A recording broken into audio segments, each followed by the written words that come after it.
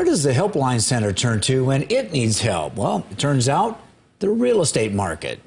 The 211 Center in Sioux Falls will be moving into a new building later on this month to solve a space problem at its current facility. Perry Groten finds out how the Helpline Center staff has been answering a steady call of volume in spite of its currently crammed headquarters in tonight's Eye on KELOLAND.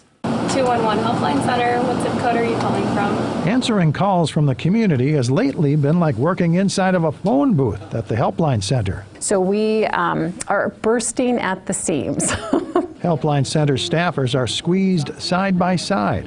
You get to know your coworkers really well. The Helpline Center began feeling its growing pains last year when it took on more workers as the 211 system expanded statewide. Then the pandemic hit, doubling its call volume. The center responded by creating workspaces out of any available nook. Sometimes people are working in closets. What used to be a closet is now an office. So we are anxiously awaiting our new office space. That new office space is located on West 49th Street near Sertoma Park. The Helpline Center will lease this building that once served as a five-star call center. So setting up shop here should be a seamless transition. They had wired a lot of the phones and workstations, so that was in place. So we just obviously are bringing in our own furniture and all that kind of thing. The building is being remodeled so the Helpline Center can move in by New Year's.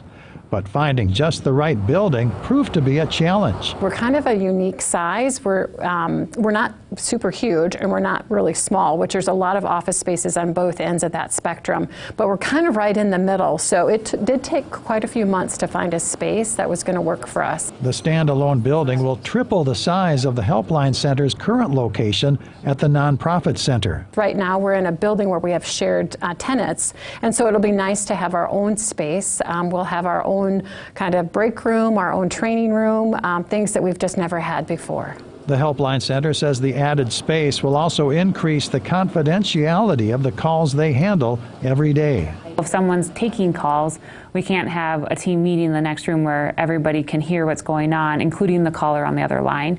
So it's really important that we need that space. Another benefit to the new building is that it will be equipped with a large permanent generator to replace the Helpline Center's small portable generator.